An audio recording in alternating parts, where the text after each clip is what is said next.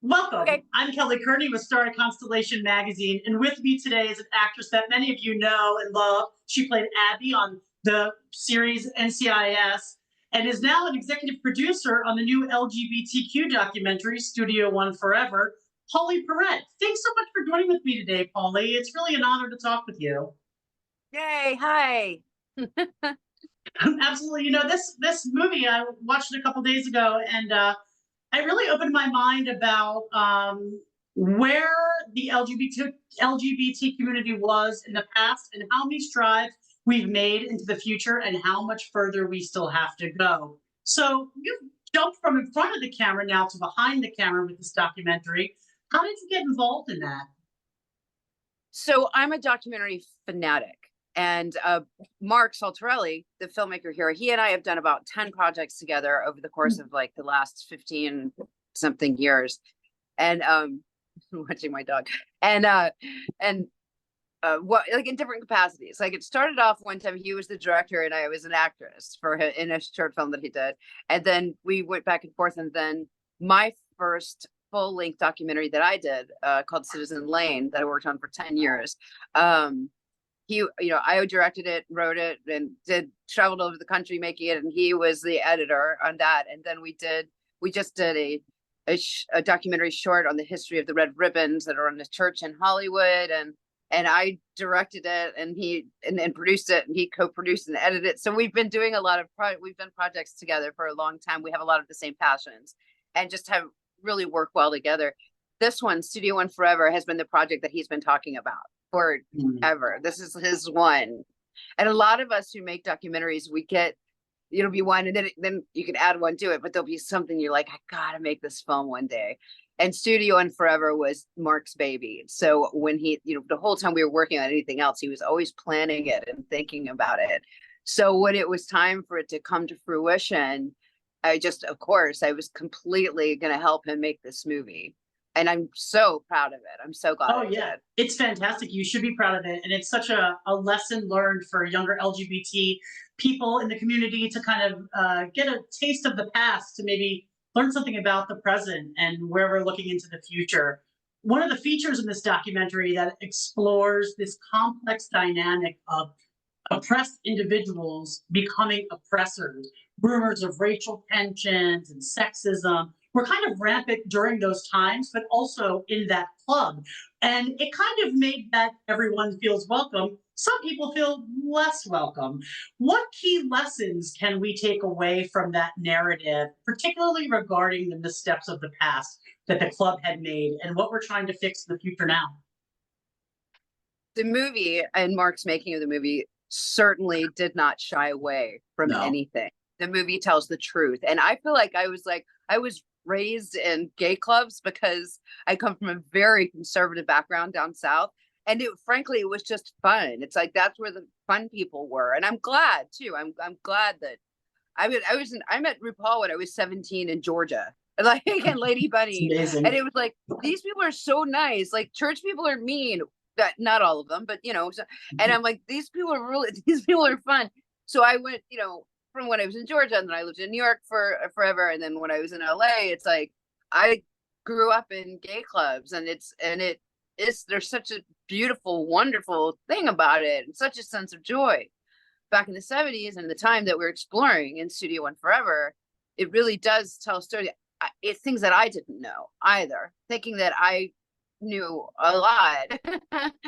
But I was really shocked about the degree of racism and sexism within the gay club and within Studio One Forever. And Studio One Forever was pretty much a microcosm of what was happening everywhere, because Right. Studio 54, it was like, came after that. And it's a shame because uh, girls and gays would go to, we're supposed to be there. And then it's also a very interesting dynamic. I'm a sociology major, so as a sociologist, it's sort of interesting, sort of the impact that celebrity had on it, which the impact of Yeah. celebrity is a strange phenomenon. Pardon me, I have to cough. I choked on my peach tea. Um, it's such an interesting dynamic that I've studied forever. eerie, bizarre, the impact of celebrity. But then there we go again with Studio One. It was like celebrities started coming because they had it when someone thought of when he thought of putting the backlot and making a live venue and having, and then it became the thing that and somehow just that celebrities showing up there, it started validating a gay club. Yeah. And it's so strange. It's so interesting. I think Mark did such an amazing job of just sort of like bringing us through the history of, yes, just on its face, the history of a nightclub, but then the depths of, the from going from racism and the sexism part of that, and then the impact of celebrity, then just the pure devastation that the AIDS pandemic had on the community. And what you just said is the point to me about all documentaries that I make. I think that we are remiss if we don't keep teaching history to young people, and especially in the LGBT community. Myself, along with millions of other people, I fought, I spoke, I marched and I marched and I marched and I marched and I marched as a straight ally for to achieve the equalities that we have now, although teetering as they may be at the present moment. But it's like, one time I digress for a minute because I'm the queen of digression. One time this young man was delivering a delivery guy in the driveway, and I get to chatting with him as I do. And he said something. He said, you remind me of my mom. It was cute too, because he was like this like really tall young black man, and I'm like not a black man.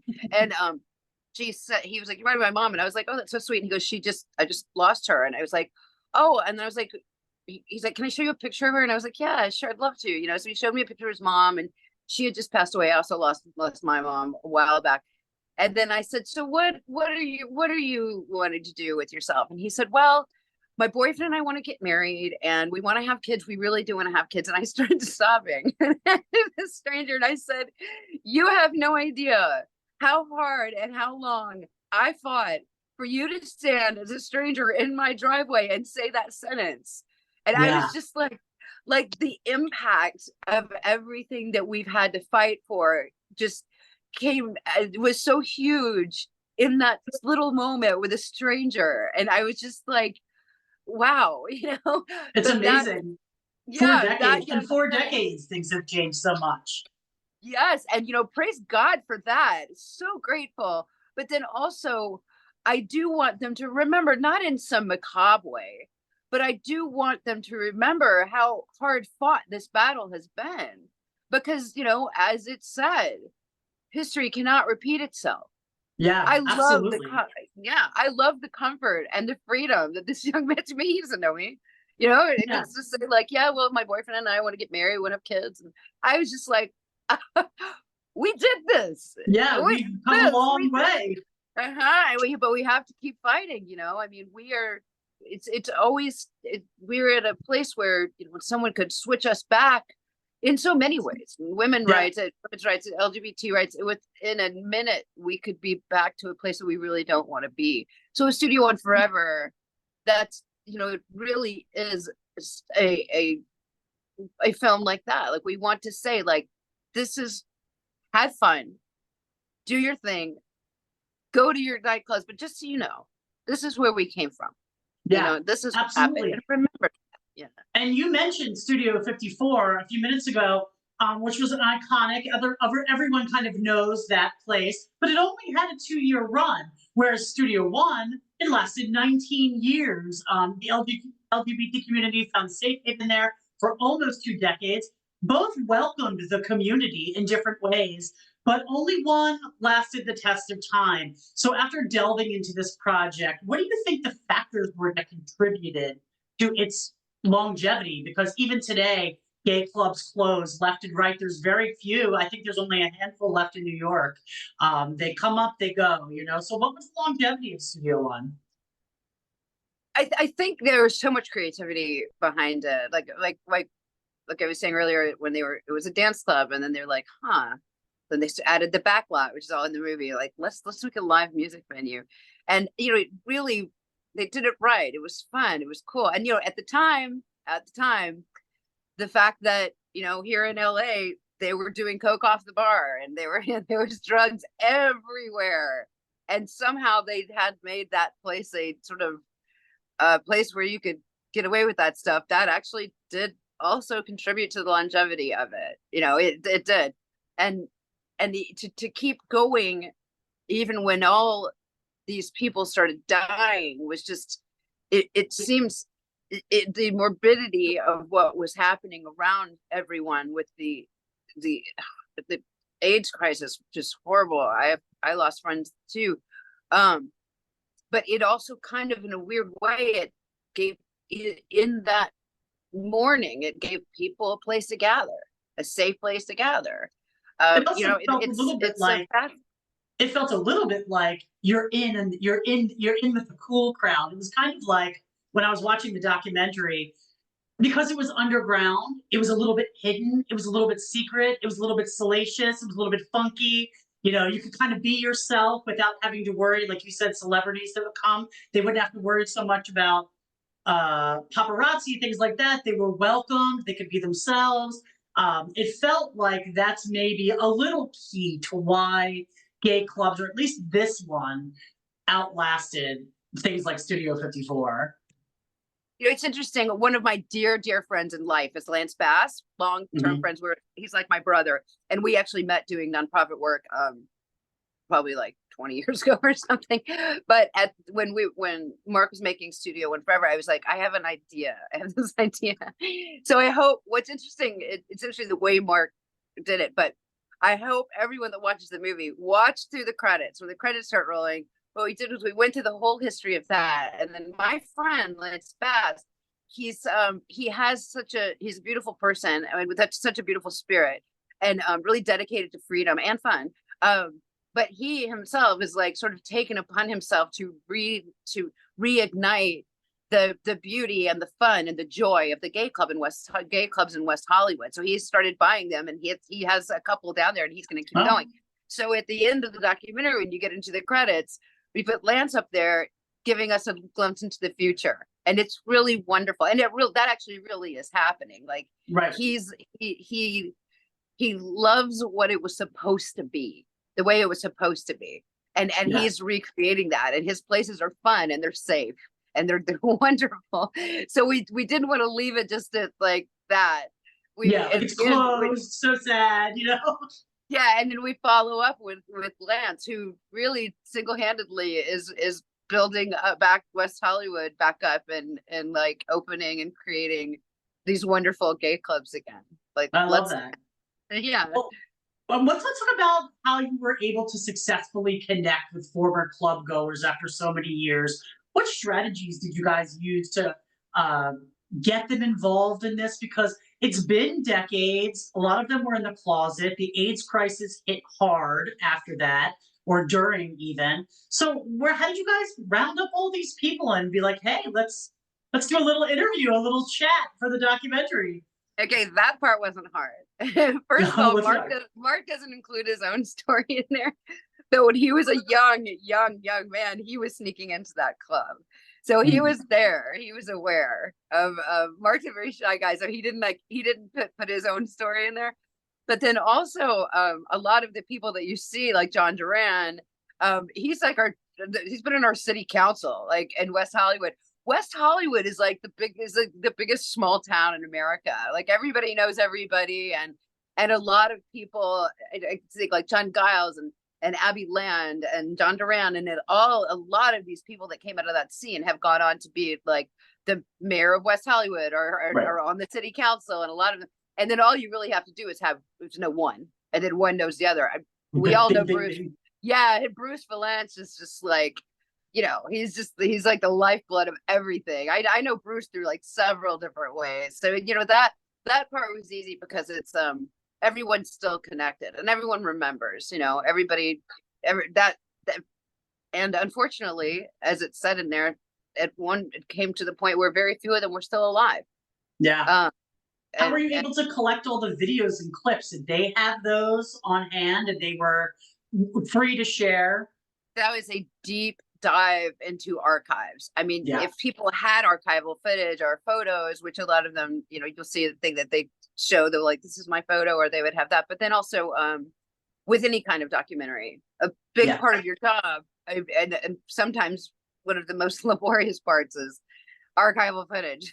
There's a lot to it, and There's there's a a lot. lot to go through. And Mark did a beautiful job of collecting the archival footage and photographs, and a really beautiful job of putting it together. Yeah, you know, one of the things you mentioned earlier was the celebrities. And like I said, it was a diverse club. They were welcome alongside to party with everyday club goers. You managed to get Cheetah Rivera before she passed away to talk about her experiences there. And Barbara Streisand's sister, who fans might be surprised, also sings and sang at Studio One, which I thought was fantastic.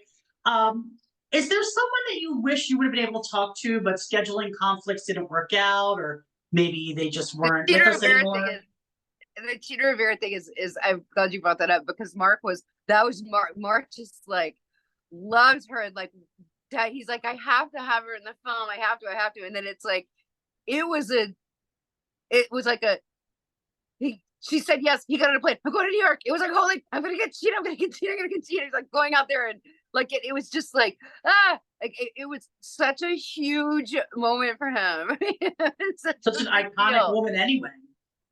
Yeah, it really was. I was really happy for him about that.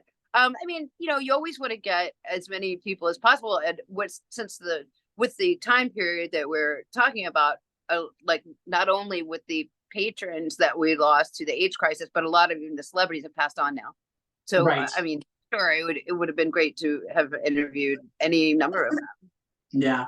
Yeah. I was looking at some of the pictures, and as I was watching it and I saw Cheetah, I thought, oh, this maybe her last time on screen before she passed. And it's a really special thing to have her included in the documentary. I'm sure Mark is, you know, I'm sure he's very happy that she was in this, because I think it might possibly be her It's all last he on talked about for screen. weeks. He adores Yeah. her. Yeah. And I love the stories of her being there and performing, and how welcome she felt. I thought those were great stories. Was there anything that you learned about the club or its patrons or the climate of the time during making this documentary that caught you by surprise, that you weren't maybe aware of I before? was I was absolutely kind of dumbfounded about the degree of racism and of Yeah. sexism. It just didn't make any sense to me. And like the weird like open toe shoe rule to try to keep women out. It's like what Yeah. what like come on. That was really surprising to me. But even like as a sociologist and as someone who really studies social structure, it's always bothered me when different groups that are prejudiced against aren't on each other's sides. And in my own philosophy, I've said over and over again that some of the most important voices in the women's movement are going to be men, and some of the most important voices in any movement of people of color are going to be like a white person, and in the LGBT movement we need straight allies, because bigots want to see every movement as a self-serving movement Right. instead of what it is. Injustice anywhere is a threat to justice everywhere, as the great Martin Luther King Jr. said. So I so believe in that it takes all of us to make the statement and make the stand that civil rights means civil rights, y'all. That means everybody, not Yeah. just the one that you want. It's Yeah. and often this one disenfranchised community will disenfranchise another. Yeah. We see I it all the time. all the time, and it's like, come on, guys, it's simple math, you know. We see it now today with with the LGB portion of the community, sometimes turning on the T trans portion of the community, and there's always infighting, and it just seems like we're all being oppressed by the one oppressor, which is hate, and it only Yeah, works if we all come together to fight it. it's also there's another. I think there's something there is the hate, which is the scariest part. There's another thing about human nature that isn't hate. It's a hierarchical.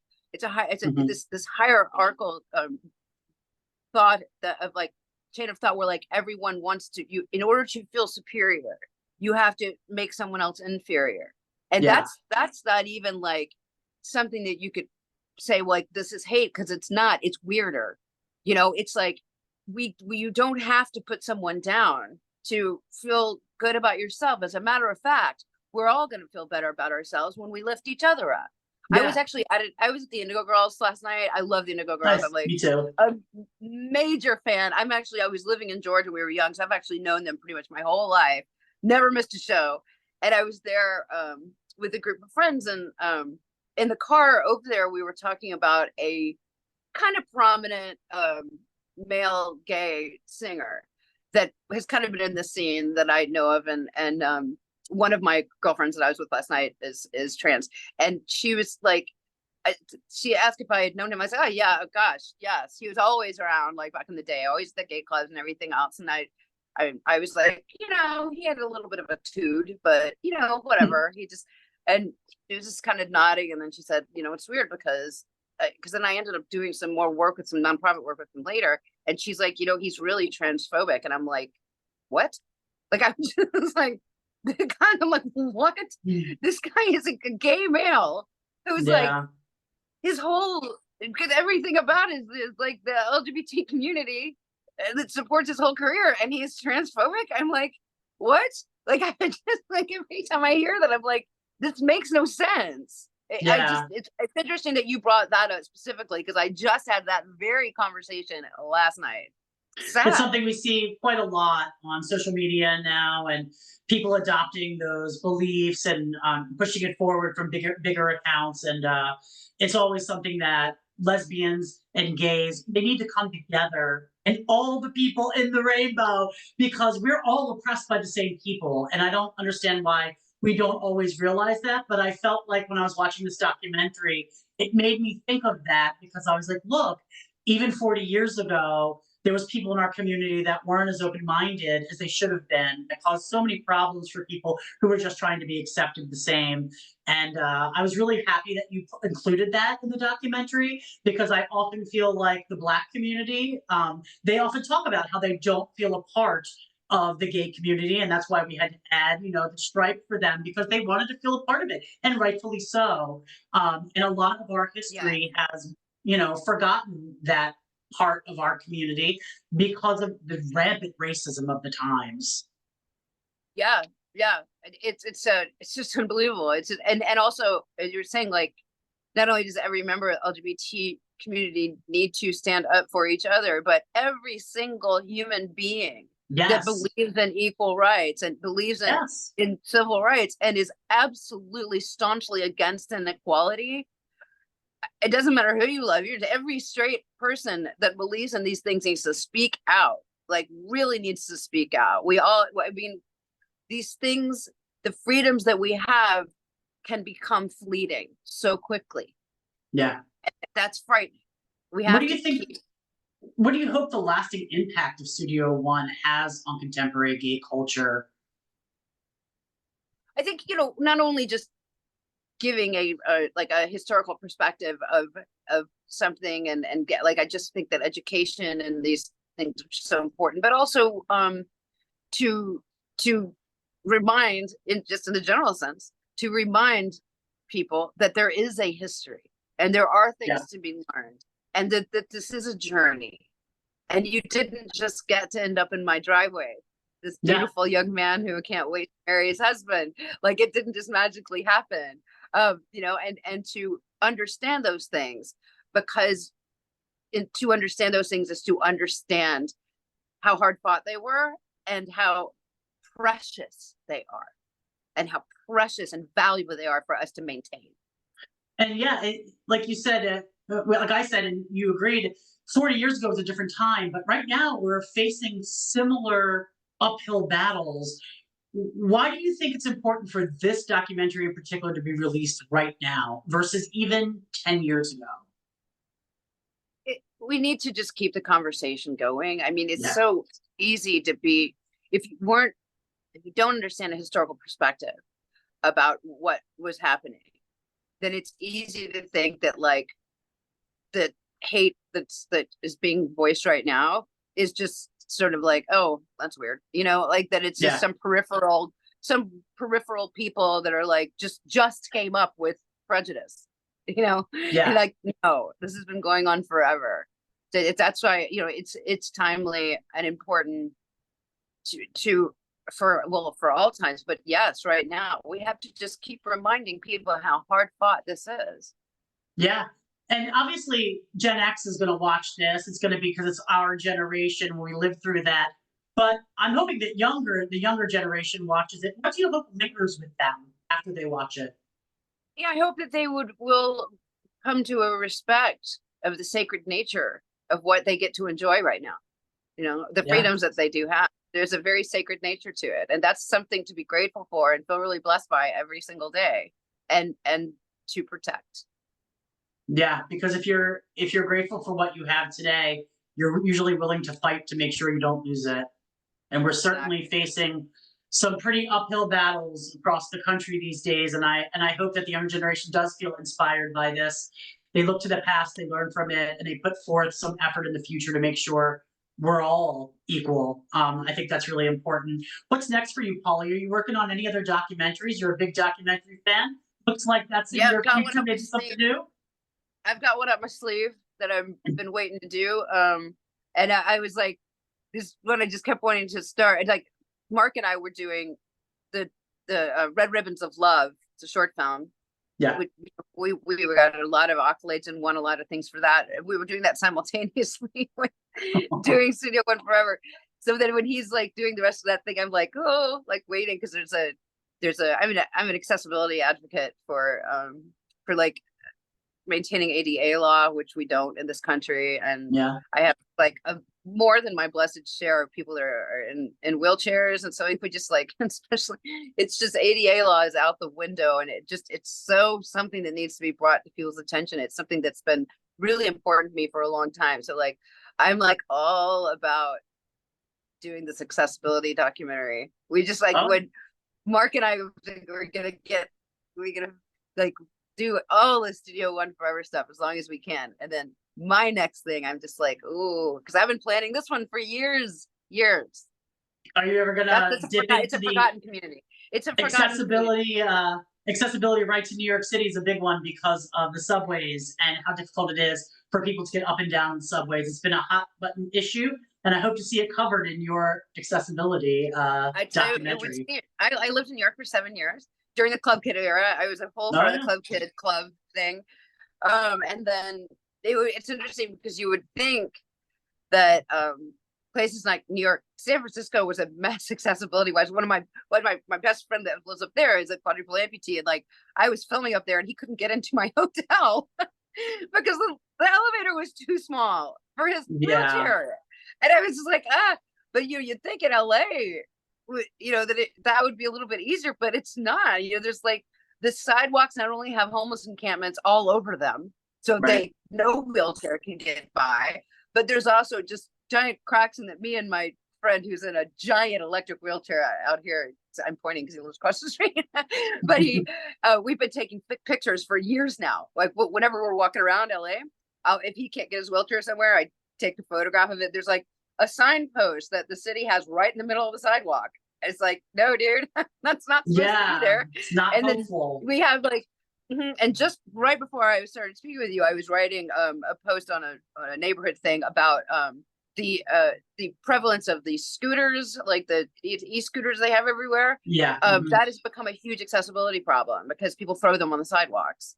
And I wrote a yeah, long thing about like the penalization of the companies, which then in turn need to be penalizing their own customers if they block a sidewalk with a scooter. My friends can't get by.